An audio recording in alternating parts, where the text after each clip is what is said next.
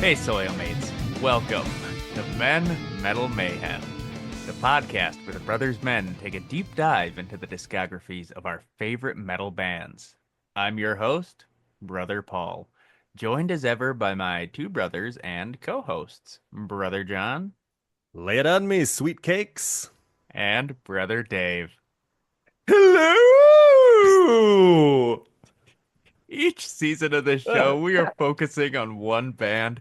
In season one, Songs of the Damned, we are covering Soilwork. Today, we are talking their exultant 2022 album, Overgivenheten. Join us on the wings of a goddess through flaming sheets of rain.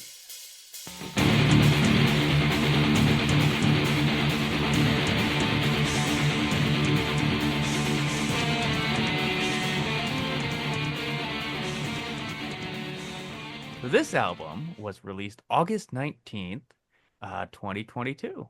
Brother John, why don't you break down the top 40 for us that week and tell us what you were up to in mid 2022? Oh, with pleasure, Brother Paul. But first, Brother Dave, I got to say, you hit us with the Mrs. Doubtfire.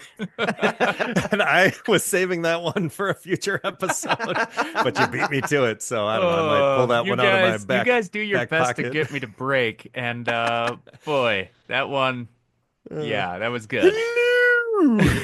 I got you good, you fucker. You really did. So once we've all forgotten, like maybe 50 episodes from now, I'll maybe bust that one back out. Keep it locked and loaded for a Once future once time. we've We're forgotten all for you, calmed that's down. by next episode. So Well, it's true. It could happen at any time. You never know. But that's besides the point. The real point is August 19th, 2022, top 40.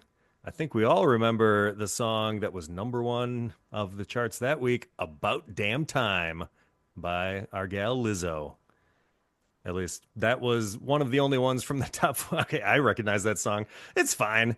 Um, Number two and number three were both Harry Styles songs, Late Night Talking and As It Was, respectively. I had never heard those.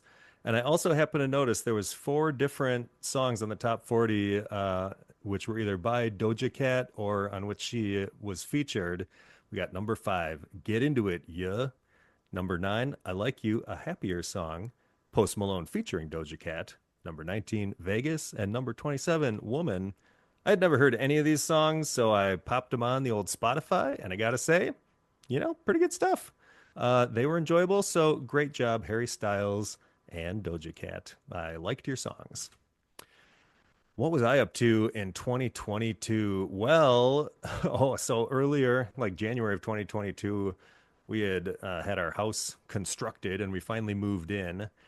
So now we live kind of in the woods and it's very nice and secluded. I love it. There's no more barking dogs neighboring us as there always were everywhere else I've ever lived in my whole life, essentially.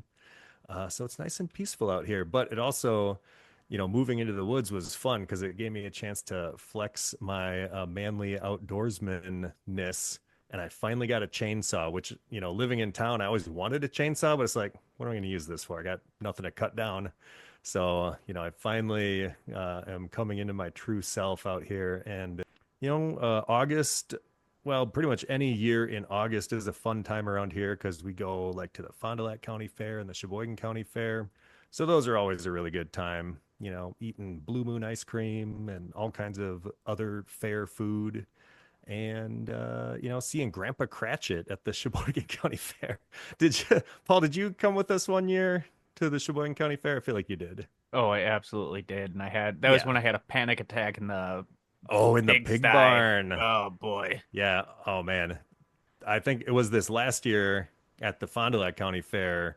We were looking at some pigs, and I feel like that's usually lady pigs or something because I was like, oh my God, I don't think I've ever seen a male pig. The balls on this thing are incredible. It's like two softballs for testicles. Oh man, I should find and send you guys the picture of that because it was crazy. I'd never seen pig balls, but they were enormous. So, get jealous, boys. They were huge. So, anyways, we were having good family times, at the county fair. And Speaking of board games, which I have been the last couple of episodes anyways, August of 2022, we had a really fun board gaming time playing Arkham Horror, the card game. I usually play solo, but in August of 2022, I played a four-player game with our good buddies Nate, Dan, and Jerry, and it was like some of the most fun I've had. We played the scenario Murder at the Excelsior Hotel, and the whole scenario is like somebody wakes up covered in blood. They don't know what happened. They like have no memory of the events, but they're holding this bloody knife, and apparently they like murdered somebody and there's corpses around. And so, we're encountering all like these bellhops and stuff and just like slashing through them, like don't know who's a friend or a foe. So we weren't going to ask any questions. It's like a stab first, ask questions later kind of thing. I just remember it was really fun and we had a lot of laughs just slashing through hotel employees to figure out the mystery. And it was great fun. So that's what I was doing August 2022. Bro D, what were you doing? I was finally gainfully employed. I joined the ranks of slaves to the capitalist system, and I was finally using my degree to make money. And that was somewhat in line. The money was somewhat in line with the time and effort that I'd actually spent on getting the degree, so that was kind of nice. Um, long time coming. Once you're in like your mid 30s getting your first real job, it's like, what the hell? I've done a lot of school. And so yeah, being part of the workforce, I guess that's neat. Musically, I think is actually maybe a little bit interesting. I was mellowing out a little bit, finding stuff that both me and my wife enjoyed. Um, Because around this time, I think she was expanding her musical interests. Like when we had started dating and even early on in our marriage, she was kind of into Chinese pop music, which is not very deep music. And but then she started playing piano and she started getting into classical music and just broadening her horizons of what is interesting about music. Uh, and so I kind of got her into some rock stuff. And she started to sort of appreciate some stuff. Our first like shared love of a band is Diablo Swing Orchestra. So, Brother Paul, you can pry him out of my cold dead hands. Oh, I didn't boo that time because that's a very sweet story and what a shared thing. And I'm not gonna rain on your parade for that. Uh, She and is so fully in with the Stockholm syndrome. yeah, basically, she's stuck with it now, so she's trying to enjoy it. But like I guess some of the stuff that we've come to agree on is either in the rock, probably mostly in the rock category. One of them that Brother Paul introduced me to is the Deer Hunter. Um, Nice. yeah, a little like they have a lot of acoustic. It's kind of progressive. It's light-ish rock, very emotional stuff. I don't know. How would you describe it, Paul? Yeah, I mean you kind of they do a lot of concept albums. Yeah, kind of proggy rock. This is another Kevin Weist special. He introduced me to them and we saw them live. Um, yeah, I haven't listened to them in a minute. I'm gonna have to go back and revisit them. They've got a ton of albums. The ones that I spin fairly frequently are the acts 1 through 4. I think they've got an act 5 out now that I haven't really given a whole lot of time to, but 1 through 4 are all really good. Another one that Brother Paul turned me on to, Voyager, who's an Australian. It's still metal, but it's kind of like very positive, progressive, sort of genty metal. I love those guys. I was listening to a lot of Ghost Mile and Colors in the Sun around 2022. Hell yeah. Um, and another one that my wife enjoys is Leprous, who is very much in the prog sort of mathy rock to some extent. They do a lot of weird timing stuff, and their vocalist is incredible. Einar is, I mean, his voice is immaculate and just dripping with emotion at all times. I think that's one of the things that turned her onto that band. Uh, so their albums from like 2017 onward, I think, are really approachable and really good. But that's not to say that I wasn't also into my own like obnoxious weird shit, because around now is when I was also getting into Igor, and they are so good. Spirituality and Distortion is, you know, it's a 10 out of 10 album, and it's just insanity from start to finish. Uh, so that's kind of where I was, I think. Brother Paul. Okay. Well, before I get into my 2022, I need to issue a correction. Couple of episodes ago, I rated the Ride Majestic a 4.5. And ever Which was since a then, horrible move. I know, well, it's been burning me up inside. And I'm We like, both rated that as 6, right, Dave? yeah. Yeah. Yeah. Um, and I need to update that rating to a full-fledged, like to stand on that 5 star. Um, it still does have some issues, but a 4.5, that's low by even my standards. And I was like, I really like listening to that album. It will be on repeat. So I just wanted to, go ahead We, and update that. Um, we've all been there, except for yeah. Brother John, who rates things sixes to begin with. I figure if I rate it high enough to start, I never have to, amend later. No raggarts. I Oh. guess I could always amend to reduce a rating, but that's just insanity. You won't be hearing that from me. Yeah. Well, in 2022, I was doing pretty okay, actually. I was working at a decent-ish job that I enjoyed. I really liked my coworkers. And after 2 years of working crazy overtime during the worst of COVID, my wife was able to go down to part-time, which was huge. That was just Wait, such a who? relief. Who? Um, because it was, 2 years of her mandated overtime, and it was just crushing. Um, and actually, so this album came out August 19th. That would have been right at the tail end of me getting over COVID. I caught it at the end of July and had it for about 2.5 weeks, and it really sucked. But I made it through without losing any sense of like taste or smell or having any like lingering effects. So really Wait, was that the dodged a first time you got it in August of yes. 2022? Yeah. Wow. Yeah, made Yeah, it through the we worst of it. Sadie and I got it like October of 2020. I think it was right because our anniversary is October 31st. I feel like it was maybe like a week before our anniversary through like 3 weeks. We were basically down for the count for a month in our family because it kind of went through me, I think, first, and then her.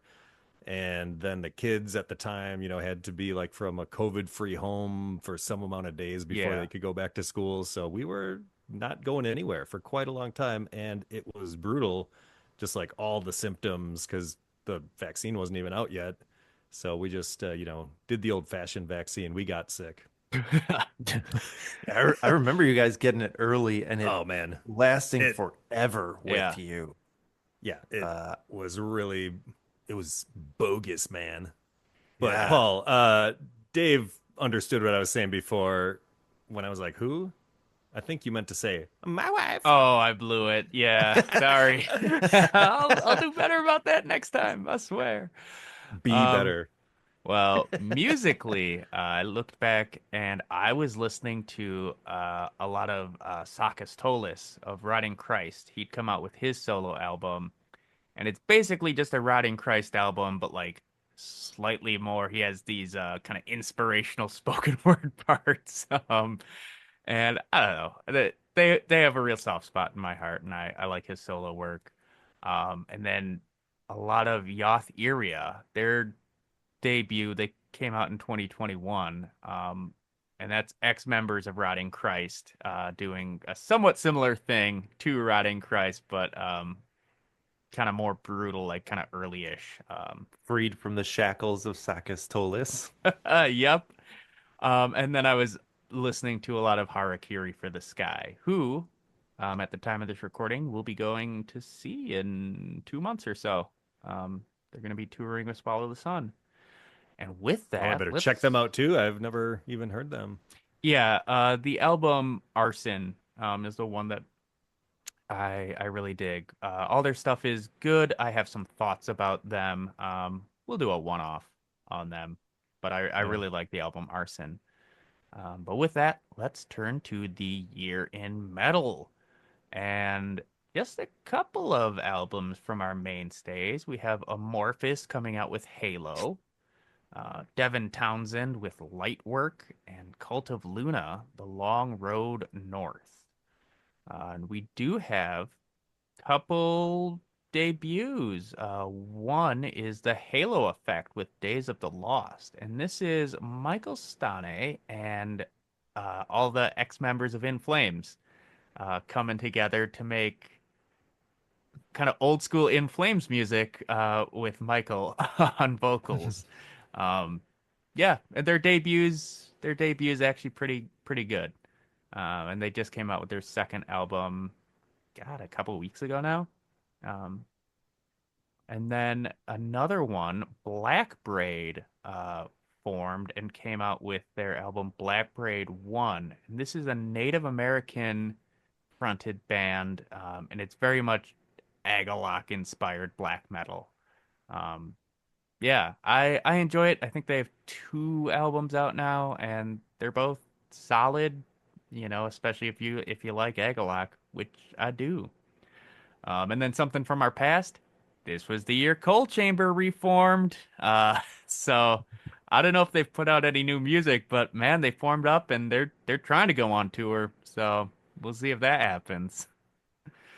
And then we got a couple of selected works. The band Ghost came out with Impera, and I bring them up simply to say, fuck Ghost. I tried to listen to this album, and God, I could make it two songs, and that album sucked. I think I've only really listened to Opus Eponymous and maybe I forget what it's even called, like some EP that they put out. So I'm not even that familiar with Ghost. I should probably check out the rest of their stuff. They're not even a band; they're a PR firm. They're a marketing campaign that makes music. Really, is what it is. So, fuck them. Uh, um, but these boys, they've been lurking in the background of this podcast. Darkane came out with Inhuman Spirits. And then we have Bloodbath, kind of the super group, coming out with Survival of the Sickest. And I listened to that one a couple times this past week. Pretty good if you're into just kind of like brutal death metal. Um, and then I gotta mention them where I can. Agatha Damien. They came out with their album Seven. And then finally, I want to highlight the band Brutus, who came out with the album Unison Life. And it's metal, but it veers more kind of like post rock. But I wanted to highlight it because it is yet another female fronted band. Um, God, they're Belgian, and Stephanie Mannertz is the drummer and singer, and she's an absolute beast. And this was my album of the year. I listened to it so much. This album fucking rocks start to finish. So, Brother John, you got anything? Oh, just a couple. Well, I think it was maybe the last episode or maybe 2 episodes ago, I mentioned the band, the Ned Flanders themed metal band Oakley Dokley. Apparently, they disbanded in 2022. So rest in peace, Oakley Dokley. But at least you live on Spotify in case anybody wants to check you out. And I saw that in 2022, another band that I used to listen to and enjoy also reformed. Symphony in Peril, which is so Sean Jonas was the original singer of Zayo, and he was on like their first not widely released album, and then their first major release, which probably was on Tooth and Nail Records way back in the 90s. And then Is this after that, before Or after he was in the Jonas Brothers. I I want to say that he's probably the Jonas father because the Jonas brothers are quite a bit younger. I guess I don't know exactly how old he is, but he's probably like 50 maybe. I want to say he's several years older than me. I guess I don't know for sure. So I'm going to say he's probably the Jonas father. But in any event, so he left Zayo in kind of the late 90s probably, and then in maybe like 2003 or 2002 he started this metalcore band Symphony in Peril. And the reason I kind of knew about them, so my good old buddy and also friend of the show, Justin Daning, his friend Colin Simula played bass for this band Symphony in Peril. And in 2023 on spring break, Justin and I went down to Columbus, Ohio, where they're all from, and we hung out with them and saw them play one or two shows. But I took some photos of the band, and they got published in some zine or something. So, a very light brush with fame, but that's about where my photography career ended, about where it began. So, but anyways, then I don't know, they were around for a couple of years, put out a couple albums, and then broke up, but they're back, baby. I don't think they came out with any new music yet, or at least no new releases, but it has a couple of the original members and some new people, and Colin, I guess, is no longer in the band. So, anyways, it was fun, way back, like, geez, 22 years now ago, hanging out with them. Good memories. So there was that. And then as far as other releases, I only really wanted to point out that the band Ailstorm came out with an album called Seventh Rum of a Seventh Rum, which is, you know, a silly takeoff. Whose album is Seventh Son of a Seventh Son? I can't remember. That's like a well-known album by Oh, some famous metal yeah. band. Anyways, but Ailstorm, I used to listen to them. They're kind of like pirate themed folk metal. And I remember liking them, but I have not listened to them in probably like 15 years or something like that. So I should check them out again, as should everyone. That's Yeah. all I got. Nice. Well, let's move on to Soilwork. And finally, 7 years after Olaf Flink departed, Soilwork has a permanent bass player, Rasmus Ehrenborn, who had been playing live with them for a number of years and recorded a couple of the tracks on A Wisp of the Atlantic, officially joined on January 17th, 2022. This album is produced once again by Thomas Plack Johansson, and this is another Strid Anderson dominated album. Strid is credited for music on 6 tracks, lyrics on 5. David Anderson has 7 music credits, lyrics on 8, and Sven Karlsson emerging from isolation to write 1 track. Um, They and let him out of his isolation chamber yeah, just write the one Once song. every 4 years. okay, It's like Sven. a cicada every 13 years. It emerges from the ground. It makes a bunch of noise and then goes back. Yeah. Um, yeah. Well, before we get into the track by track, we have to mention that sadly, 1 month after this album was released, David Anderson passed away due to, quote, alcohol and mental illness. Um, and I feel like we've been pretty open on this podcast about just times we've struggled with depression, and I've talked about my past alcoholism. So, this one hits kind of close to home. And I found an interview that Speed gave when the album was released that I found kind of striking. And he's talking about writing the album. Quote, "It's mostly me and David Anderson who have written the songs, and we've been on different planets the last few years. It's been a really dark time for David, the darkest time in his life, and it's something that he's still battling. And meanwhile, I've gone to a very stable phase of my life a couple of years ago, and I'm in a really good place. And I feel pretty good where I'm at." Um, so I thought that was striking, and I do want to point out that David Anderson was a doctor. He was a gastroenterologist, but in an interview in 2021 with Metal Insider, he talked about how he was working with COVID patients. So kind of wonder if he was, press ganged into dealing with the COVID response, which I know that was common in America. As anybody who was a doctor is like, "Oh, you're working in COVID now. regardless of what your specialty is. So, just bring that up to say it's maybe not surprising that David Anderson was in a really dark place, because medical personnel were dealing with COVID and they were dealt a really fucking rough hand. And it was unbelievably stressful. And it's really kind of shitty. So RIP to him. No. And on that downbeat note, let's move on to the album itself. 14 tracks, just over 65 minutes long, which I believe is their longest album to date. If you do Living Infinite, it's two discs, two albums. And it starts with the title track number 1, Overgivenheten, which means the abandonment.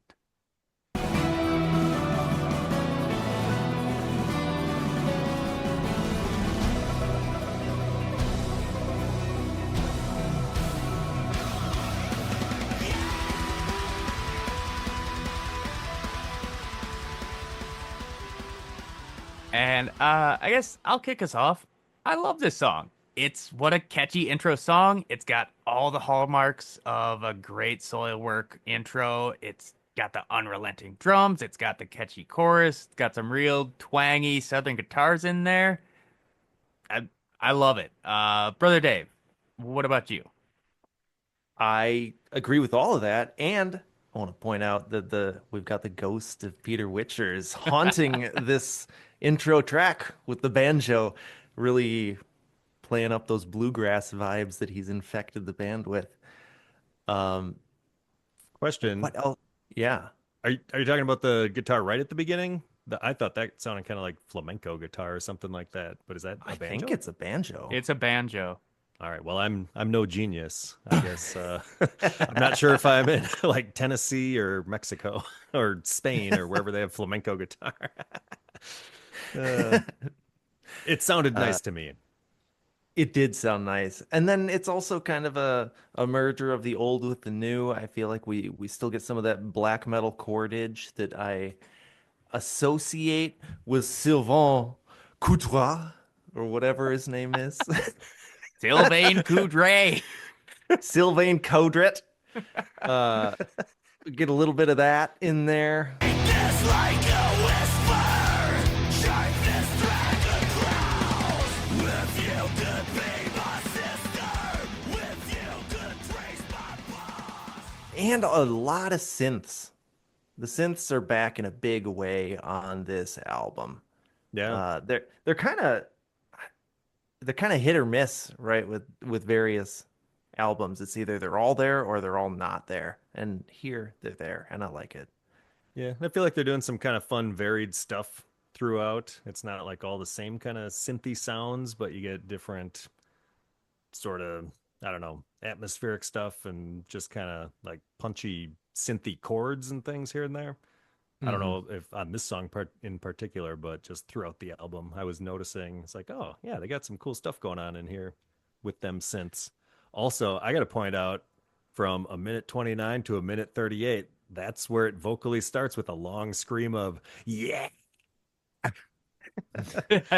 He Like a starts a Oh, lot of nine songs off with nine screams second now. scream, baby. yeah, he's got some good screams on this one. Yeah.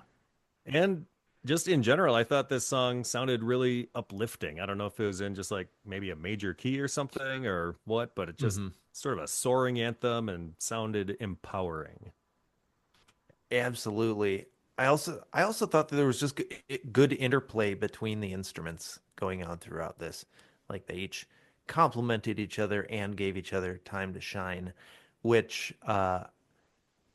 is highlighted, I think, in what I thought was the music video for this video or for this song, but is in fact just a second music video that they did. Uh, it shows just them playing the song, but it's like split into four quadrants and it's just a playthrough in the studio. So you can see what they're doing with their hands, which as a musician, I really appreciate that kind of stuff because you can kind of, you know, get a better sense of what they're up to, and it helps you hear some of the quieter stuff and like see how the synths are playing along with the guitar and all that kind of stuff. I like those sort of playthrough videos. Yeah, if Nice. there's live video, I like it to be of them playing what you're hearing, not just like a bunch of random concert footage that doesn't even track. Right. And I would take a studio playthrough over like concert footage because so much of the time, even with a concert footage video, a lot of it is not them actually playing, or you can't really tell what they're doing. They're like, thrashing around on stage, or it's going to shots of the crowd. But studio playthrough, you just get to see their hands doodling around on the fingerboards and see Best Boy Bastian tip tap tapping those drums. Yeah. Being bored as hell. But Yeah. Practically sleepwalking through the Yep. whole album. Probably I doing mean, Sudokus in his head.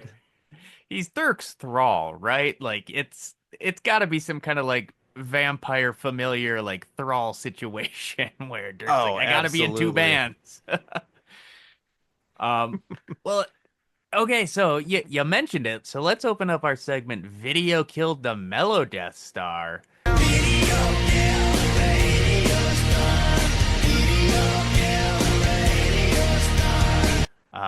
Because there is a video for this one, and Brother John, I Yeah. think you're gonna take us away on this. I'd be happy to explain the actual video for this. So it starts out, someone is out bow hunting and they're using a recurve bow, which so it makes you kind of wonder, is like, are they just really good at hunting, or what time period is this? Is this like Robin Hood? But no, they have a mask covering most of their face and they're in modern clothes. And at first, you can just see those piercing, beautiful eyes. So you're like, is this a lovely lady or a lovely man? Is this Bastian Thusgard, perhaps? What's going on here? Eventually, they pull the mask aside and they reveal it is a man. And it looks like a tortured man at that, haunted by the memory of maybe his lover who died. But like, what's the setting here? Is this post-apocalyptic, like a Walking Dead kind of situation, or what? Is he just on a wilderness camping trip gone awry? Then at one point, there's kind of like a drone or a crane shot, like a overhead from the air shot, showing him running across a vast open field or mountaintop. It looks like something right out of the Lord of the Rings. And so I was wondering, like, was he and his lover, who's not now with him, were they going on a Lord of the Rings LARPing adventure and maybe she died, but he's carrying it on? We may never know for sure. Um, and at times there's like creepy people pushing up on sheets, like something out of that old movie, The Frighteners, where the ghouls are coming out of the walls and stuff. So I don't know what's going on there, but it's also implied that he's remembering his lover who died. But at the end, then he's on a beach, and then I think it's the same lady. His lover is there. Maybe this is a different girl than the one in his memories, and maybe this is the present day. It's kind of vague what's actually going on. So these are just some of my thoughts and observations. Overall, it's fine. I don't really know what's truly happening, but it's fine. It's got concepts of meaning, just like their lyrical content. So maybe it fits better than you know. A very vibes based video. Okay, wonderfully shot, but yeah, in terms of narrative, it's a little opaque. So Yeah. I assume that it was the Lord of the Rings LARPing adventure gone awry It just thing makes sense. that I was opining about. That's probably Yeah. the most accurate interpretation. Well, let's move on to track number 2. Nous sommes, guerre. We Oh, I are think you the mean war. Oh, we are the war. I think Nous sommes la guerre. I think that's how it's pronounced. Brother Dave? It's probably actually Nous sommes le roi. No way. Nous sommes la guerre. Nous sommes la guerre. Nous sommes le roi. Brother John, give me your thoughts. Well, much as we've just been doing, this song opens with some French speaking. Little spoken word, but in French. And it's a pretty good song. 146 and 324. It does this a couple times. It gets into a pretty sweet build. It's like at the bridge, I think, with some synthy stuff happening. I don't know how to explain it, but I liked it a lot. Whatever they were doing on the synths here was really tickling me. And I also want to point out from 4 minutes to 4 minutes 8 seconds, there's this pretty sweet drum part. Like as far as sick riffs and tasty licks on the skins, this is where they've got them, baby.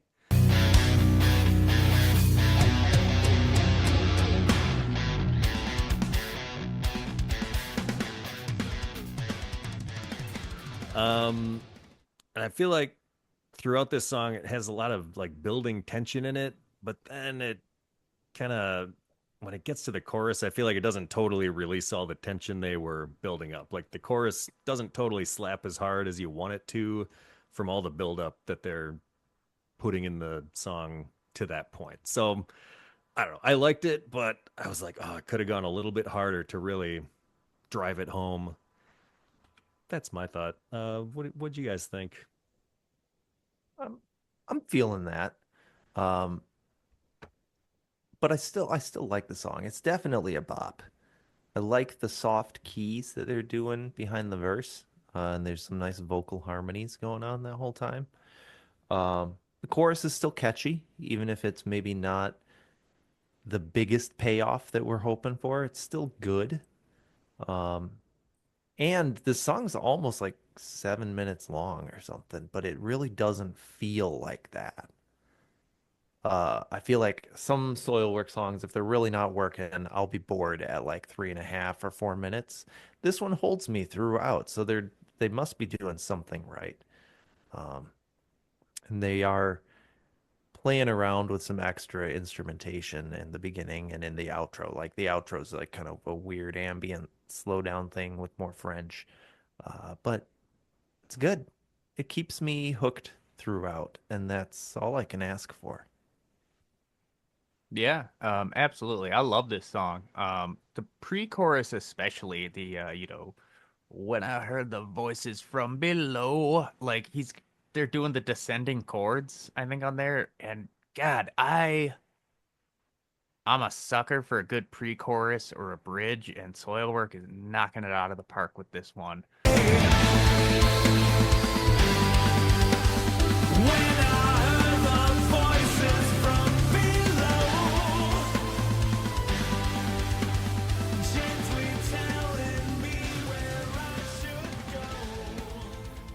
It's just so catchy. And I have written I kind of like the drifting outro. Hmm. It's just kind of spacey and, taking its time, but you're right. This song doesn't feel overly long, even though it's 6+ minutes. Yeah, what a banger. I really like this one. But it does have a music video. So let's open up our segment. Video killed the Mellow Death Star.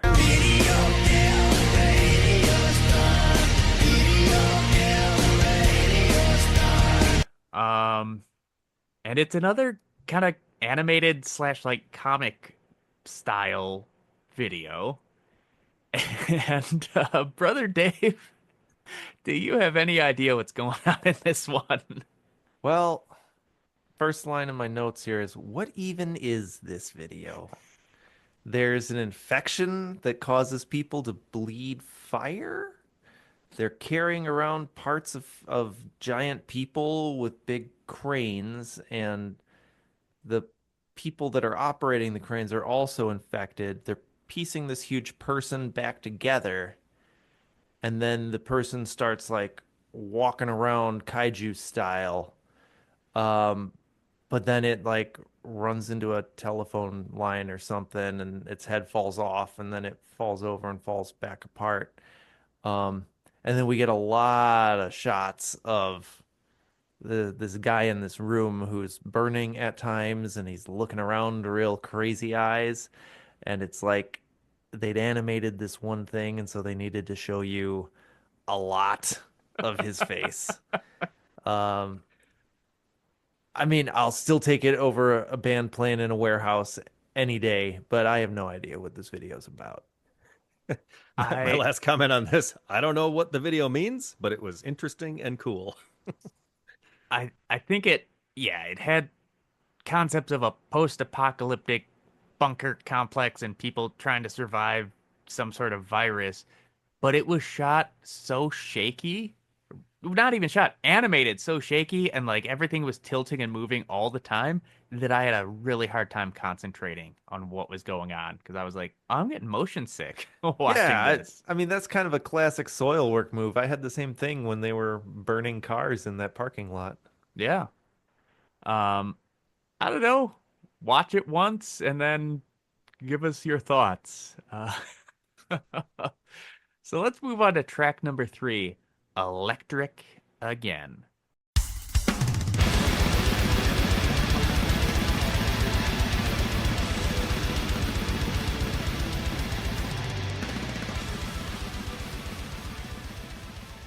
Brother Dave. Blast beats. Hell yeah. Um, this song, pretty good. It's a bop. It's largely chord-based verses, and I like that noodliness, but they save the noodliness for kind of the end of each riff. So they'll do a bunch of chords and then they'll noodle around to give the ending a little zazz, which works, but I would prefer if it was noodling the whole time. The verse is big and singy, and they have another sort of interesting drop down to a quiet part where they play around with some alternative instrumentation. They've got a violin and some quieter guitars that make way then for just a very, very shreddy solo, which it's nice to see that they're still shredding in here. Good song overall. I like it. Uh, yeah, I noted the extended violin solo because it's not a short one. Like it's a little Yeah, bit. it's about 30 seconds. Yeah, I don't mind it. I think it works well. I think it was something on off the EP. They did a violin section. I was like, I don't care for this one. But it works here. It's good. Another stellar chorus, and I think we got some real bloopy, sneaky synths in this guy. Hard to be what we used to be, like a ghost in me. Yeah, this one's good. It's not quite at the level of the first two, but it's still a really solid, really good song. I like this one. So, Brother John. Yeah, I mean, I like it. I thought, well, and it does start with those blast beats. I feel like they almost like overdo the blast beats on this and the last album, whereas on the prior albums, you'd occasionally get the blast beats, at least with Dirk, but he would mix it up a lot more. There's a lot more blast beats lately, which maybe it gets a little overdone, but not necessarily specifically on this song. I wasn't feeling it was overdone. I thought the chorus, is catchy.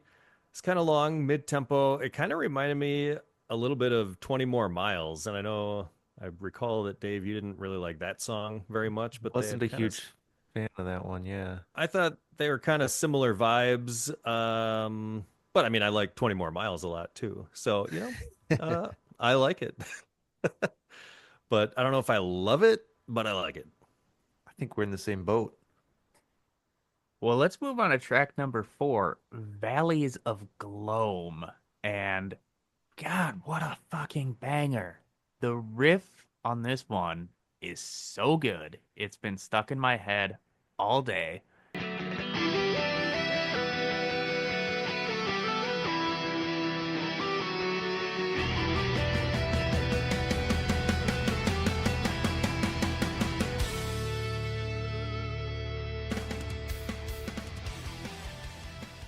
God, and Speed is just, he's really melodic and just, he's like at the top of his game on this album in terms of clean singing. It's, hey, dare I say electric? How good he is. This one, I think I kind of slept on this song the first times I listened to this album, but it's the standout for me. I really like this one. Um, yeah, brother Dave, bring me back to Earth. No, this you're free to fly up there, my friend, because it's one of the top tracks on this album, absolutely. Uh, I think this might have been the one where I was like, man, Speed, he's one of the best vocalists that's out there. Like he's so good. I think he's maybe just not as showy as a lot of other vocalists who might get more attention, but like Mhm. he's an incredible vocalist. I love how the synths and the guitar are doubling each other here. It's just a nice effect that you get from that. Um, and after the relatively quiet verse, when Speed throws in the "to you," it just hits so good. Signs to you. So I'll take down that tears again. Every thought, every feeling, I preciously overspent. As it kind of ups the energy in the next section. Really fun, upbeat chorus, which I don't think I want Soilwork to be an upbeat band, but when they have these upbeat songs mixed in, they really work well. Yeah, Uh, agree. and there's a great breakdown at 2 minutes 25 seconds, which lyrically harkens back to their early days walking those cobbled streets in their grandpa hats. I'd run my feet to the bone on cold and cobbled streets. So they haven't forgotten their roots as average Stalkas. It says anything to make you weep, to catch you in your sleep. Is he stalking someone who's sleeping? I think he Peeping in a probably, window? probably. Really great rockin' song from start to finish. Brother John, I dare Yeah, you to I mean, disagree with us. Well, I will not disagree. My notes say that this one sounds like a triumphant rock song. Not really so much a Melodeath song, but Dave, like you said, if they're gonna mix it up and throw something a little softer or cleaner in, as long as they're not doing it all the time, it's a nice little change of pace. Because this one has clean vocals throughout. I don't know if there's any harsh vocals at all, but overall, fun and catchy. Maybe a little bit too bright and poppy for my preference, but I was listening to this again earlier today and I was like, man, what a fucking bop, like Paul said. So I think it just kind of depends on my mood. Overall, I think this album has a lot of stuff that's a little bit more upbeat sounding and less metal sounding, more like rock sounding. Feel But, like that's a kind of depends on your mood. That is good yeah. stuff. There's nothing wrong with it at all. It's just like, do I want something a little more metal or a little more rock? I feel Can like have it that both. started on the previous album too, right? There was a lot of stuff on Verkligheten that just wasn't as heavy, but it was still really good. Yeah. Yeah, a little bit. I feel like Verkligheten was still like this is even less metal than that. I mean, I think that was still pretty metal. I don't know, because I listened to that one today too. I was like, yeah, I do love this one. And now I was kind of, well, I can save it for the Yeah. end about how I've been waffling about my thoughts on this one. I- But like I feel everything on it, six or a 6.4. it's No, got to be a seven, seven yeah. and a half. It's breaking all the molds, baby. Well, I'm do just have gonna say that I think reading certain reviews of this album, people are a lot like, oh, they're just becoming the Night Flight Orchestra, which is the band that Speed and David Anderson are in. So, which I is feel more like kind of there's rock oriented, but yeah. I feel like there definitely is that Dave Anderson. It's definitely David Anderson's band now yeah, instead of Peter Witcher's band. yes, yeah. And there's a notable change in direction because different people are driving the penny farthing. Uh, but Everyone else is riding on his shoulders while he pedals it. I did want to ask, do you think this is actually supposed to be titled Valley of Gloam, or do you think that they just made a typo on the booklet and it was too late to fix it and it was supposed to be Valley of Gloom? No, it's No, Gloam. gloam is a thing, right? I feel like I looked that word up and now I Yeah, can't it's like remember what it means. Twilight. Yeah, that sounds right. It's Yeah. just it's a weird phrase to use. Yeah, but they have a No lot one of says the weird word phrases like, globe. what do they say about a gin on the last album? They're pulling out all the esoteric, rarely used words. This Oh, is we're true. coming up They're on a really good turn of thesauruses. phrase that he's gonna use in two songs. So stay tuned. Yeah, hold on Um, to your butts. yeah. But let's quickly open up our segment Video Killed the Mellow Death Star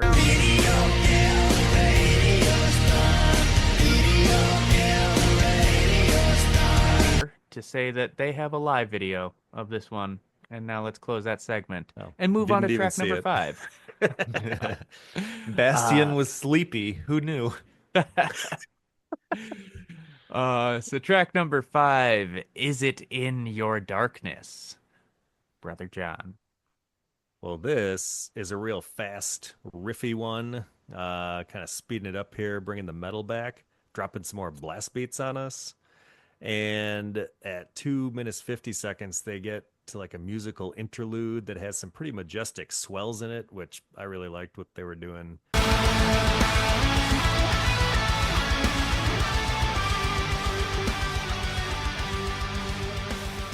And that part, overall, I like this one. It's nice.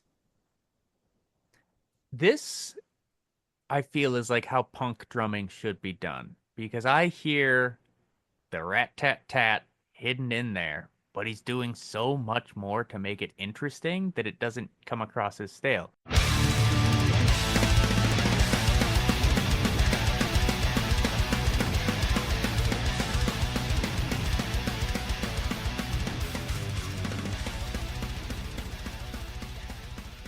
Which I think in a different drummer, like they could just do the rat tat tat on this song and it would work, but I don't know. Babyface Bastian's making it sound great. So props to him. Um, Mm-hmm. yeah, another really catchy chorus. Boy, they're knocking it out of the park. They're doing it and they're doing it well. Yeah, it's a good one, brother Dave.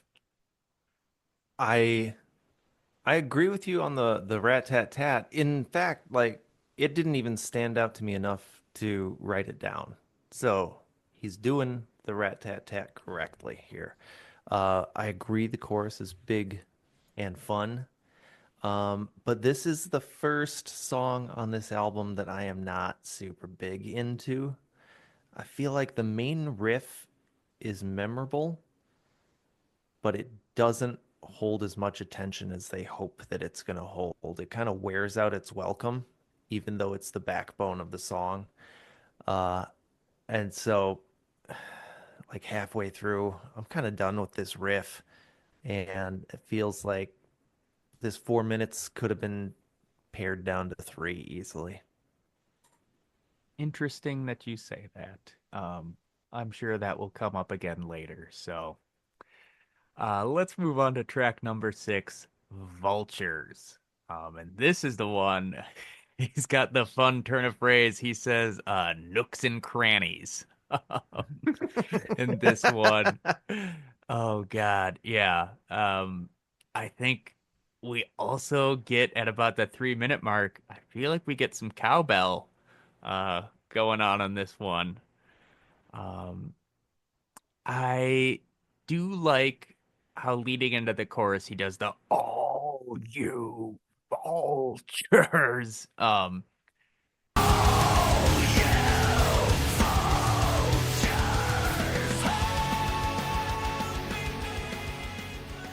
It's I don't love this song. I think it's a decent album track.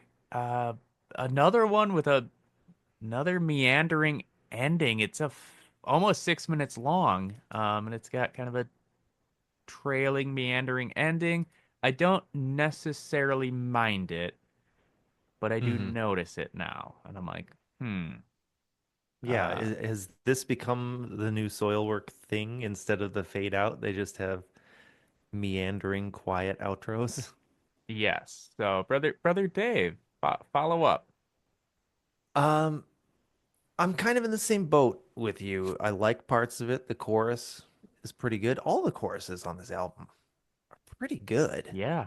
It's a step up, I think, from Overgivenheten. Definitely a step up from Wisp of the Atlantic. It's mid-paced, but it's a little riffier than the stuff they've done so far. And the solo was interesting to me in that the solo felt like it was in halftime over the kind of standard time music underneath it, which was an interesting move for neither good nor ill, but probably slightly good because it was interesting and I didn't hate it. But yeah, this song kind of exists in the middle of the album. It doesn't grab me enough to stand out. Yeah. Brother John. I like how this one starts. Has some sweet distorted guitar riff over some really cool drums doing fast stuff. So that sounded fun to me. And kind of like I was saying before, this one has more of a rock feel than a metal feel. Pretty mid-tempo. On the vocals, those are pretty, I don't know if plodding is the right word, but just mid-tempo. And the guitar is maybe riffing a little bit faster, but it feels kind of slow. And then, yeah, it has that 75-second piano and clean guitar outro, which is pretty reminiscent of some of the stuff they were doing on Wisp of the Atlantic. And it's like, guys, come on, just nix that. You don't need that. It's making it drag for no reason. So I don't know. That, yeah, happens on a couple songs here. I think there's one earlier. I don't know if I mentioned it, but there's a combined like 2 minutes of intro and outro that like I didn't feel like really added much to the song. But think of it like this. What if we had a video of a lady walking around in slow motion? Get the Oh, fuck man. out of here. For the whole time? Or can we add like some extra intros and outros to make it even longer and more slow motion walking? And maybe they could drink some booze on a bus stop bench. And maybe some flashing lights on their bodice. I don't know. Let's until get they crazy. start to fall asleep on the ground. Anything could happen. And then maybe they just Such walk an back into the insane water video. at the end. So for anyone who didn't listen to our episode on Wisp of the Atlantic, go check it out. Go And listen to also it. Watch that music video. It's 16 minutes long, but worth every second. You'll never get those 16 minutes back. Nobody would want them back. It's a good use of your time. Well, we are at the midway point with track number 7. And I'll butcher this. I'm terrible at pronouncing things. Morgengava / Stormfago, which means morning gift and stormbird. And this is a fine little instrumental that's kind of twangy that I absolutely don't need on this album.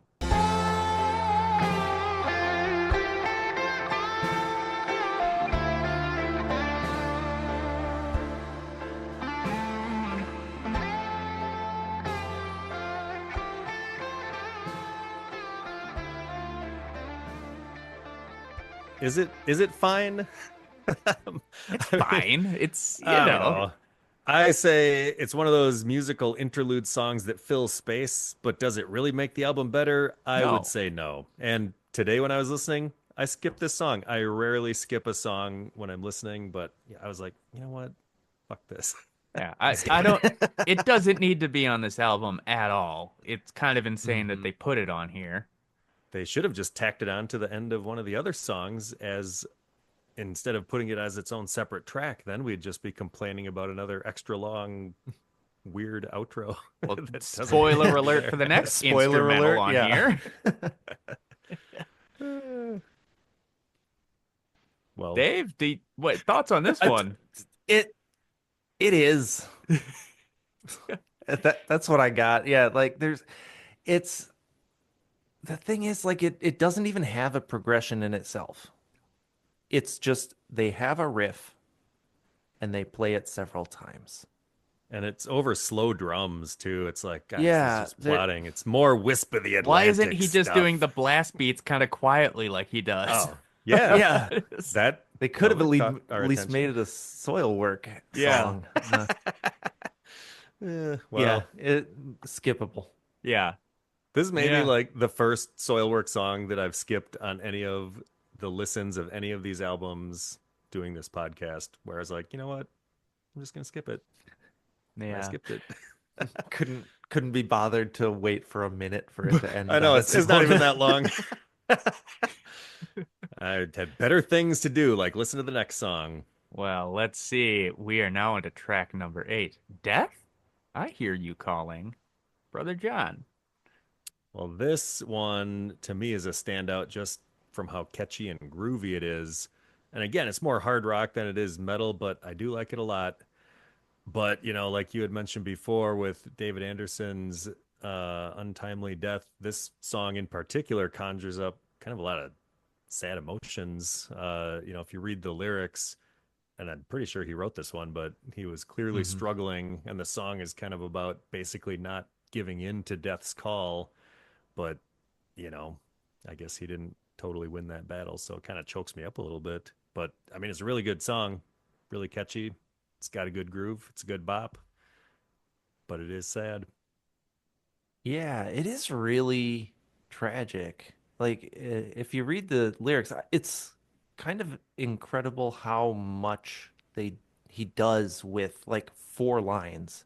The verses, there's 2 verses, and they are each just 2 lines each, and then it's chorus.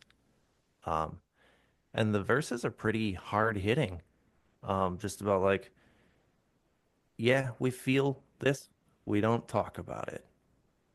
We're gonna get through it. And I feel like there's probably some sort of narrative about masculinity and how men deal with problems buried in there. But really good song lyrically, and then musically, it just slaps, right? It's just solid hard rock. And then we've got so much fun vocal stuff going Mm-hmm. on here. We've got a big sky screamed like a power metal scream at 139. We've got another big power metal scream at like 158. Some words, some meant for the undead.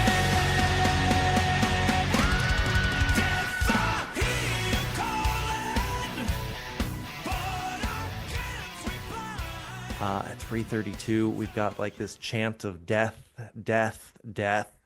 The solos, I feel like they have a little freedom to experiment with their solos in these hard rock songs. The solo is kind of like this slide guitar thing over bass. And then the second solo has kind of some call and response elements in it. There's a lot of fun musical stuff going on in this song. Brother Paul. Yeah. Um, so I think over the past couple of albums, they've put on one song that's kind of that stompy, catchy, repetitive song.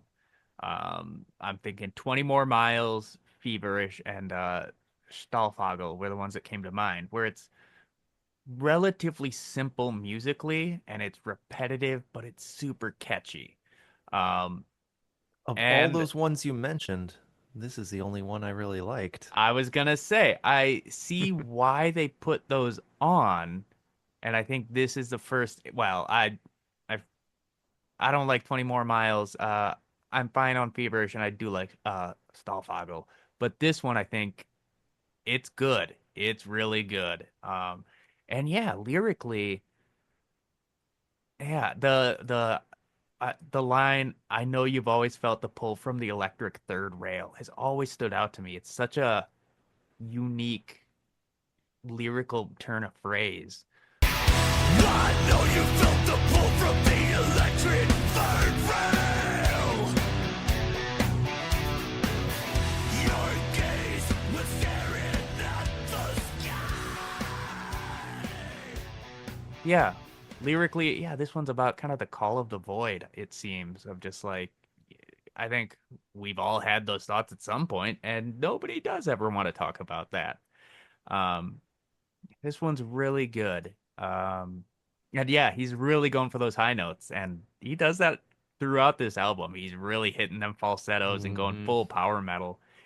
It's like he's having a lot of fun with it. Like Speed is just he's flexing his vocal talent, and he's super talented and could just do lots of fun stuff.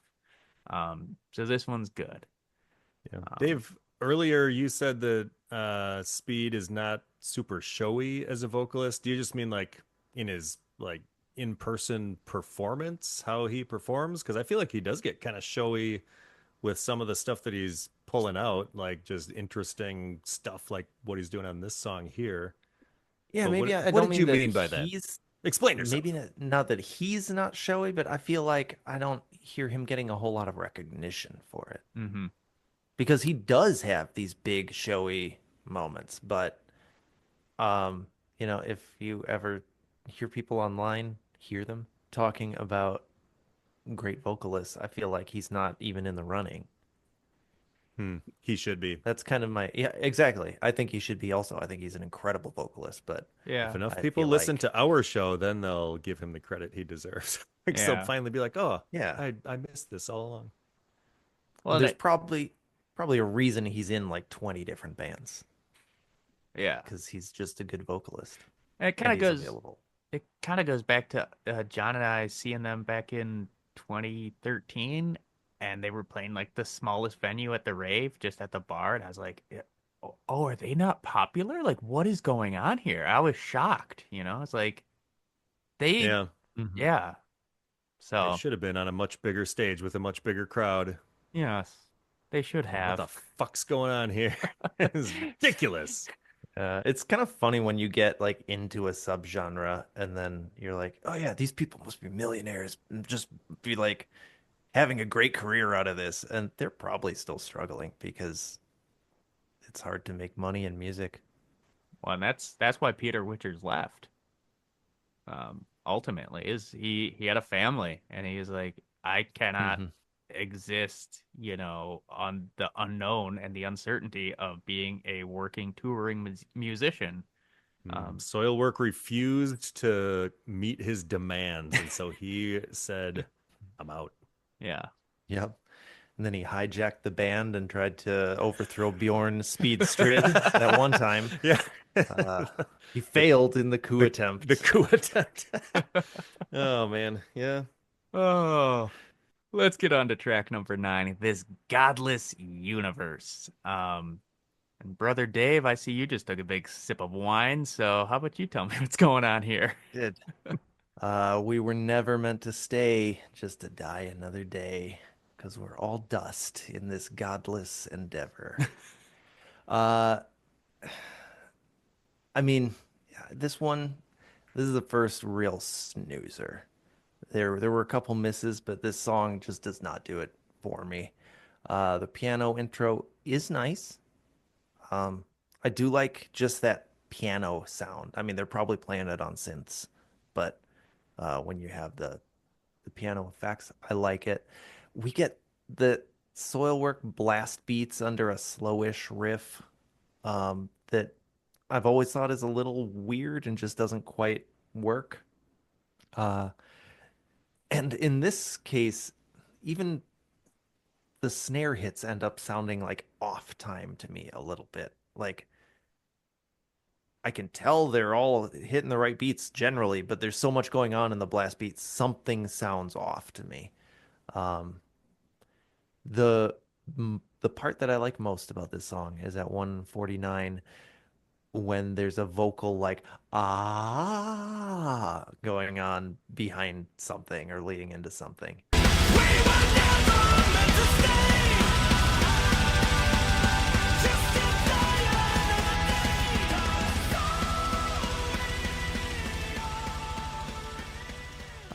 And again, he has some nice high notes, but I am not a big fan of this song overall.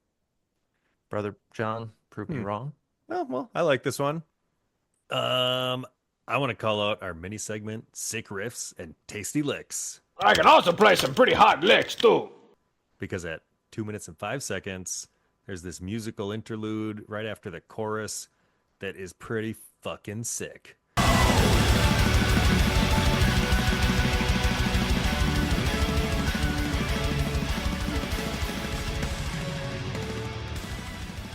And it's got an awesome riff with the cello going on over it.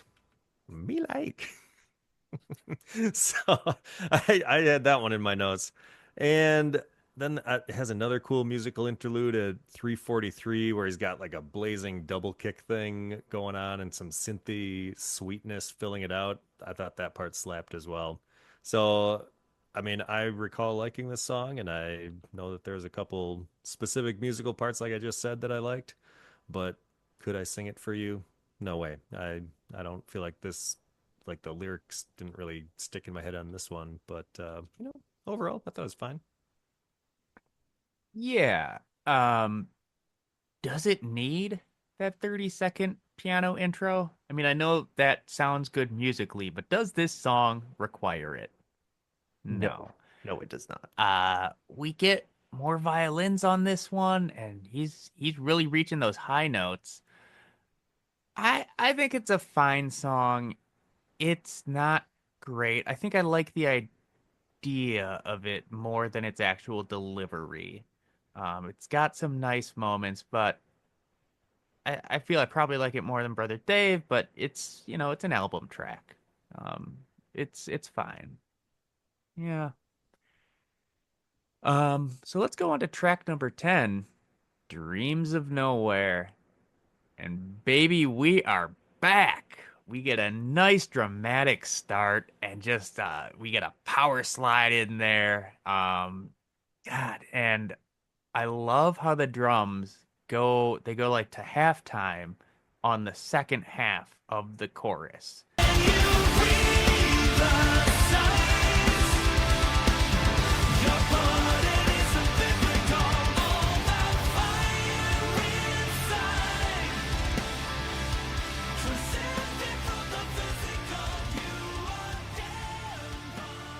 So that's a lot of fun.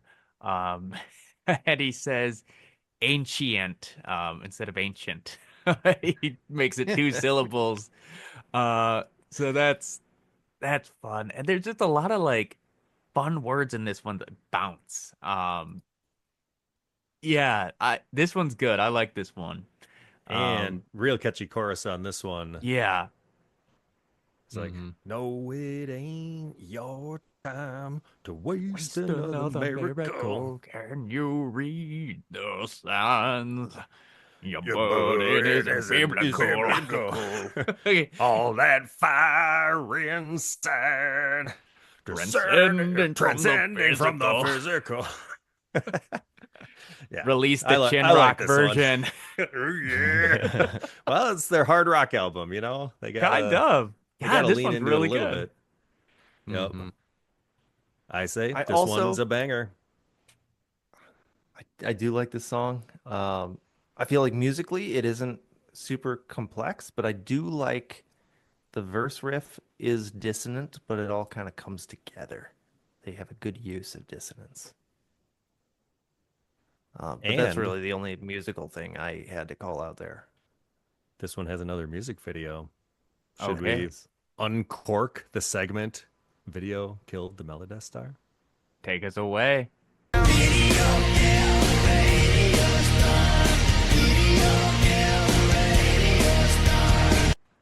All right, so here we see a wistful lady by a campfire burning old love letters and seeming conflicted about it. Then she's riding a horse and she's dressed in some sort of Lord of the Rings LARPing gear. So it just begs the question, is this the girlfriend from the first video that we talked about? Did she fake her death? Or is this maybe a prequel? Or maybe this is the secret lover and the guy in the first video murdered his girlfriend to be with this lady. And then he was feeling conflicted about it, which is why he's emotional in the first video. Hard to say. We do get a good view of her face, and indeed, it seems to be the person from the end of the first video. She digs up a pyramid-shaped prism from a secured hiding spot, and eventually she's out by a Stonehenge-type shrine, and she puts the prism down and looks on proudly. The video ends with her riding her horse out into a lake. Scene. All of that is interspersed with shots of blood spurting underwater. Oh, I totally did not remember that. But I also only think. watched this, I think, once. Or maybe twice, but I didn't see the blood. So maybe the blood is from the murdered girlfriend of the first guy, and then these two star-crossed LARPing lovers can finally let their forbidden lusts become reality. But they seem to be wandering around in the wilderness looking for each other. Maybe they got separated in their Lord of the Rings adventure quest. I'm not sure. So, Paul, what do you think? well, I should say it is the same actress from the first video. Her name is Hannah Oldenburg, and she also directed both videos. But for this one, again, a lot of sweeping shots, and when it ended, I wanted it to just say like, "Visit Sweden." It seemed like a tourism ad, although this was actually shot in Spain at some horse ranch, which I looked all this up. So it could have just been a promo video for the horse ranch. It's all the B-roll that they just used yeah. to There was a construct lot. their music video. There was a lot of horse riding in this video. Yeah, so it makes sense now. Yeah, it's again another concepts of a video, but it's beautifully shot and it's fine, whatever. Again, they're not Yeah, she was the translucent in a director. warehouse. It's not Bjorn in front of a car that's on fire. It's But something. unfortunately, it's not little bucket head CGI guys. That's what we need more of. That's true. It's what they can maybe Yeah, come little out with on their divers next going out album. into space. Exactly. And then we're on to track 11, The Everlasting Flame, which is another instrumental, which is essentially just an extended outro for Dreams of Nowhere. And it's given its own track.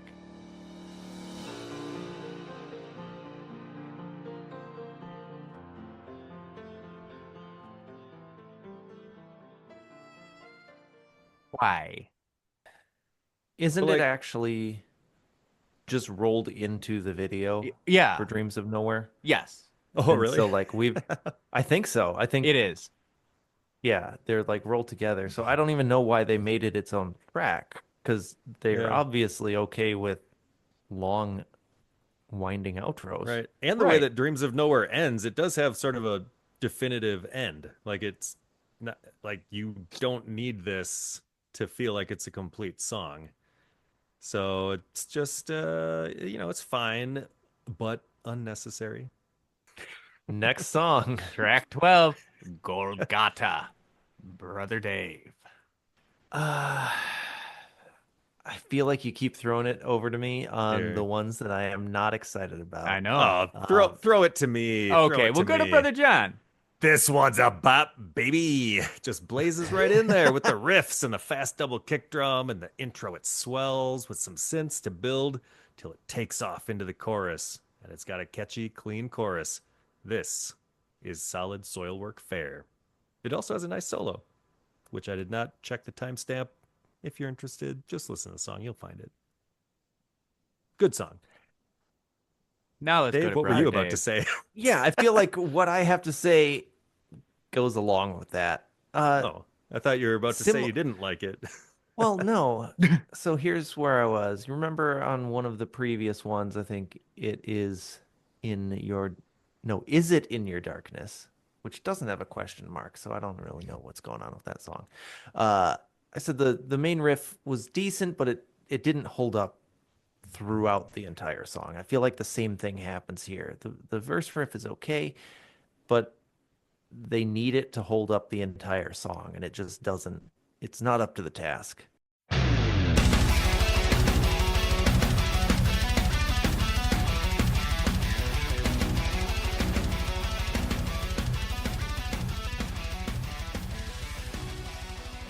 And then chorus is decent. We've got our formulaic soil work thing going on here. They go into another verse, they go into a slowdown, into the solo. The songs are starting to feel formulaic. This one in particular stands out to me as just kind of a paint by numbers song. It's not bad, but it's not 5 minutes of good for sure. This is another one. They probably could have condensed it to 3 minutes of solid song and it would have been okay. Call me King Solomon because I'm kind of in between you boys. I That's what Solomon was known for, being in between boys. I really want to call edit and redo that, but I won't. I set myself up for failure. I The boy tweener, King Yeah. Solomon over here. oh boy. Um, Splitting them right down the middle. you're done. God, I gotta use this mute button more for you. I like this riff. Um, he's hitting some goofy high notes in the chorus. So we got some, speed being goofy, which is when he does it well, I love it. Oh, with the butt here. Yeah. That will take us anywhere but here. 'Cause the end goal that's certain. Yeah. This song is weird, I think. I feel like every time it starts to get boring, and it would start to get boring for me, they would add a new element. They would add like, oh, let's add some more sound in here. Like, here's a keyboard part or something. And they'd add something new to zazz it up, and I'd be like, okay, I'm back in. It drags.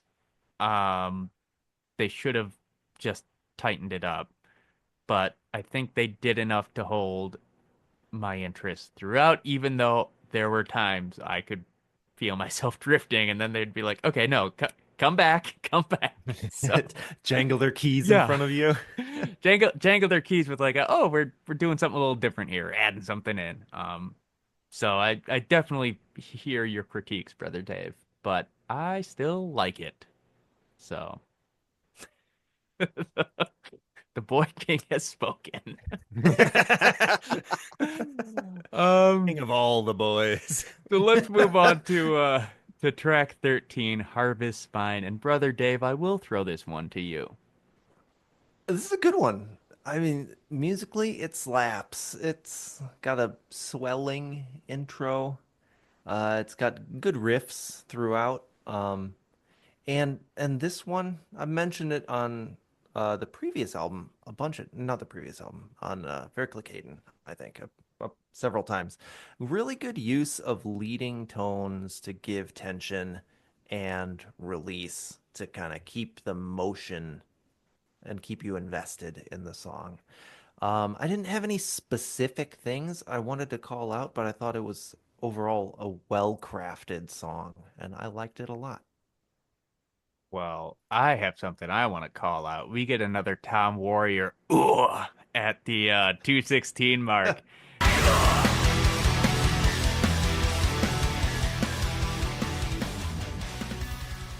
Boy. Which I think is actually written in the lyrics. Are you eating me up? I'm befriending the night. Oh, Oh, yeah. I mean, I'm always a big fan of, any metal band that goes ooh, and I've seen YouTube compilations of just like 3 minutes of various bands doing it. So, a lot of fun. No, this one's catchy. I think we get lots of background synths, like just for texture in this song, which is really nice. So good that they defrosted Sven to do some work on this one. Got a real stanky solo at 4:05. Yeah, this one's good. Brother John.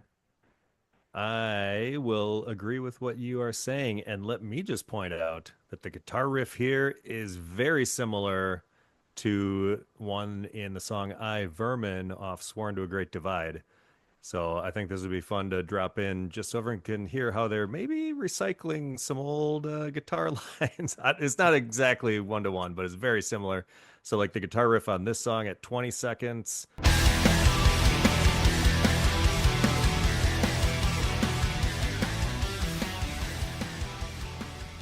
Is very similar to the one from I, Vermin starting at 8 seconds.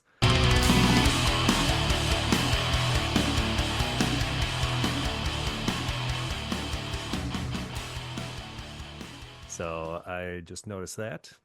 And at 1:15, there's a guitar part that is really awesome. Like they're just playing the one note really fast. And I know, Dave, you've explained what that is when they're doing that. And I don't remember the technical words, but it sounds fucking sweet. So I like that part too. And just screaming along, Harvest Spine in the car. That's fun. I don't really know most of the words, but Harvest Spine, whatever the heck that means. Well, let's open up our segment, lyrical tactics and vocal gymnastics. Lyrical tactics, vocal gymnastics. As we said, songmeanings.com has been, sentenced to the dustbin of history at this point. No one uses that, so we're up to our This own album's not even on there, Yeah. right? So we're up to our own devices to try to figure out what this means. And brothers, do you have any idea what is going on with this one? I have very little idea. I mean, the title itself, Harvest Spine, that evokes feelings of a harvest. Something that a soil worker might be doing in the fall after spreading their seed all over their fields during the planting time of year. But then when I read the lyrics, I was like, okay, this is not about farming as far as I can tell, even though soil work occasionally does seem to have farm related themes in some of their songs. I don't think the harvest spine is actually a spine bent by the backbreaking labor of the farm harvest. I don't know what a harvest spine is, and I could not figure it out reading these lyrics, so I'm at a loss. Dave, help me out. Well, could let me it be... cut in. Okay. Can I just say that you're so close, brother John, about what a harvest spine is. Apparently, the title was inspired by Strid visiting his parents in the countryside and seeing a freshly plowed field, and he thought that the plow furrows resembled a spine. It is about farming. Yeah. I figured it out. I didn't Yeah. even think I did. I knew that Soilwork was a farm-themed band. Yes. There's just all been this too many time. clues along the way, talking Yeah. about seed and whatnot. I And was just wondering if it was another name of Predator the 2 band. reference. Because he Oh, pulls out their oh. spines, right? Yeah. My God, they are harvesting spines. Holy shit! It's We all could have coming come full circle. Yeah. I But, think we just did, thanks to your acumen. Yeah, but that's only the title, and then the lyrics. I don't see how that has to do with Predator or farming. But it does have a couple great lines. I like at the beginning where it says, "I am the logical master," and then in literally the third line. So that's the first line, and then the third line is not aware of the chain reaction. In that, I guess he's like so logical that he can't see cause and effect. I don't really understand how you can be a logical master at that point. Um, and then later, he says, "I am the I in illusion," with just a great what? Well, his claims to be the logical master were merely an illusion, which is why he didn't see the cause and effect. It's all a facade. He's truly pulling the wool over our eyes with this one. I have no idea what this song is about. I have read these lyrics several times. Seems maybe if I'm gonna go with the concepts of ideas of a meaning, it's about maybe thinking that you know things, but not actually knowing things. I think that's probably, that's probably the central theme. I did find a site called karaokeparty.com, which somebody wrote a manifesto about this, which I'll link in the episode. With it has the title "The Complexities of the Human Psyche Explored in Harvest Spine" by Soilwork. And we get several paragraphs of just like kind of overwrought language Prose, used to yeah. describe this. Um, And kind of one of the last paragraphs, Harvest Spine by Soilwork stands as a profound commentary on the intricacies of our very existence. It sheds light on the tumultuous battle between our logical and emotional faculties, painting a somber picture of the consequences that can arise from prioritizing one over the other. So, Brother Dave, you knocked I it think out of the park. I think sheds light on is I was gonna very say, strong. like, is it shedding light on anything if everybody's like, what the fuck? I mean, we wouldn't have known of this light were it not for the explanation on this karaoke website. So I don't think much light has been shed anywhere. But at least karaoke.com was there to enlighten us. We may never know.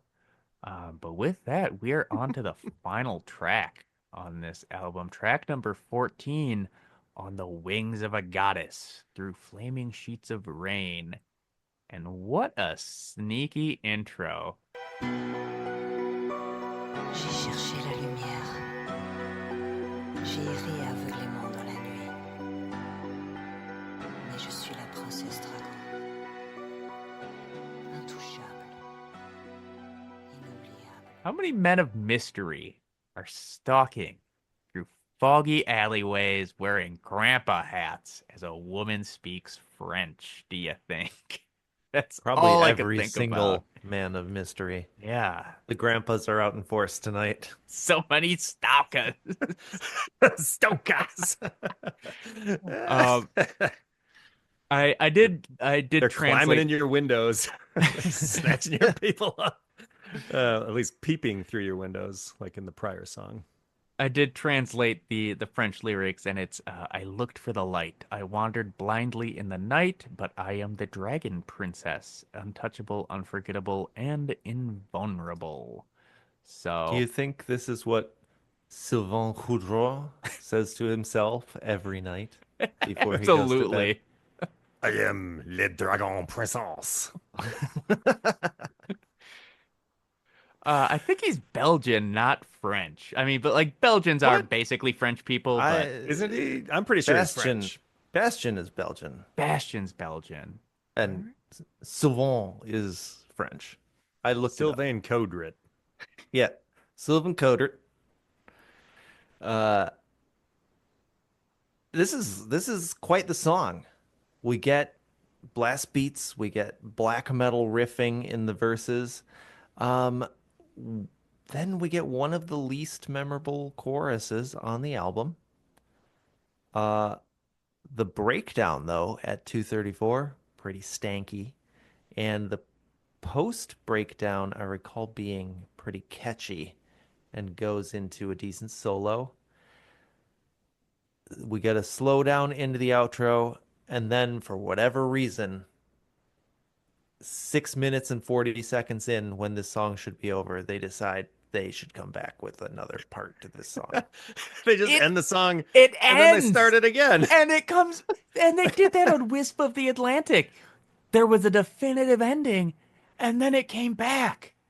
At least this one Why? only had one definitive ending. Oh my God. Well, two if you count the ending of the second part of the song. Oh, fair. So Wisp of the Atlantic had three. That's what I'm trying to get at. Oh, I see what you're saying. Yeah. Yeah, that one was, yeah, could have ended so many times. Yeah, I wrote, chorus isn't much that grabs me, but I do like the transition out of the chorus back into that really fast part that leads into the verse. Keeps up the pace and intensity. So that part at the beginning of the verse was pretty cool, which is like the same, like after that sort of 80s horror movie sounding intro with the French voiceover. It's got this pummeling drum beat and sick guitar riff, and then they kind of do that as they go into the verses again. Yeah. I like the bit starting at 4:17. They come out of the solo and it's kind of like galloping riffage. And then it gets real fucking brutal at the 5:40 mark.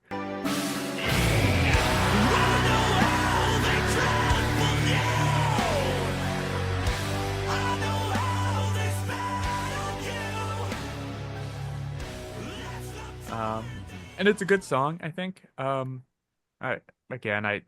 never know why they pick certain songs to end the albums.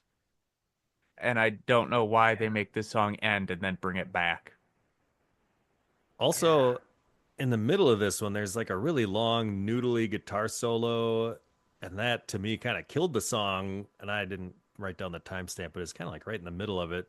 They just slow it down, like way down, and it almost just pretty much turns into a different song.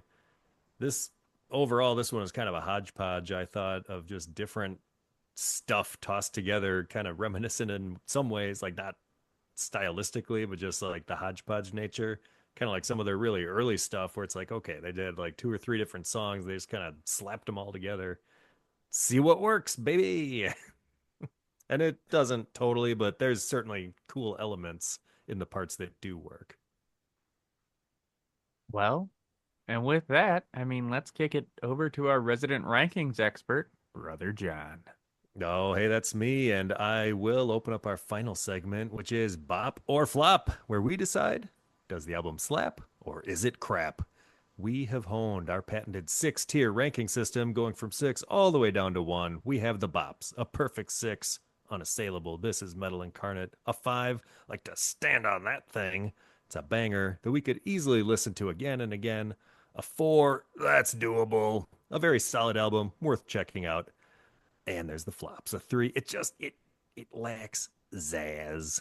A 2 is just straight crap. And a 1, it belongs in a garbage can. The album is a disappointment to its father and the listener. Brother Dave, do you want to kick us off on this one? I'd love to kick us off on this one. I feel like this album, this is the new sound of Soilwork. Uh, it's not bad. It's a little more hard rock. It's a little less aggressive.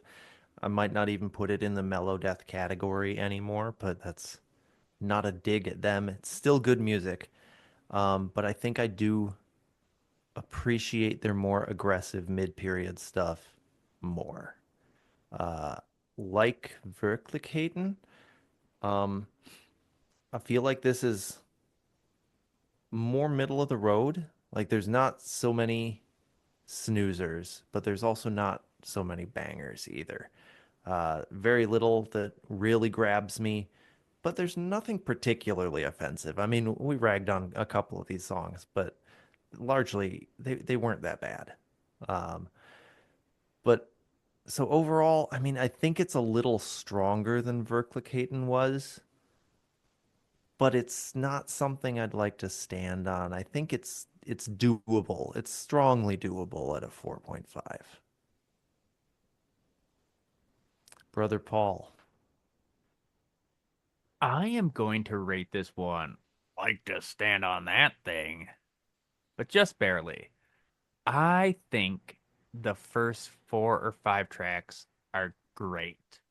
Um, love them. And outside of the instrumentals, there are no real hard misses for me. I think everything's pretty passable. Even the ones that I'm not like thrilled about, I'm still like, yeah, it's a decent album track. Um, the issue is that this album feels weighed down. It's their longest album, and you feel that length. They definitely could have tightened up some of the songs, cut maybe a track or two, those instrumentals, maybe one of the other tracks on there. Um, and that would have really elevated this album. But overall, I think it's super melodic and catchy. It's another solid release.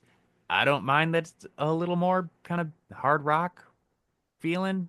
This is right in my Q zone, baby. I like this one. So gonna give this one a 5. Brother Well, John. yes.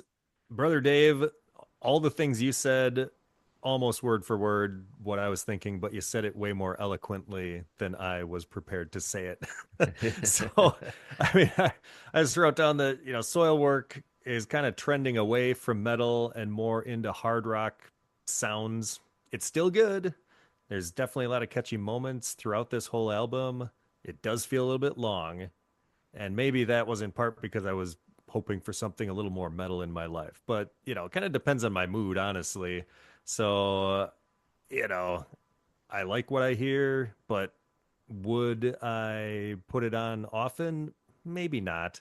I don't know. I guess the more I listened to Verkligheten, the more I was like, okay, I really am starting to like this album a lot. And I was not getting that same thing from this one.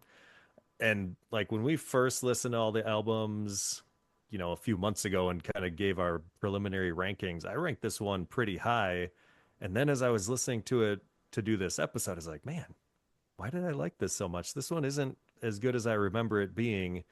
And I was like, does this suck or is it good? I mean, it's very well produced and everything, but I don't know. Some of the songs are kind of all over the place and it doesn't totally scratch the itch that I'm looking for when I'm looking for some good mellow death.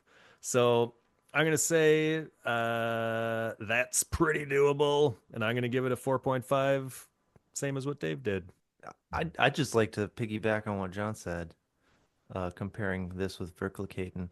Verkligheten did grow on me more, and I wonder if I continue to listen to these, if they're gonna change places, and I'll bump Verkligheten up and Overgivenheten down.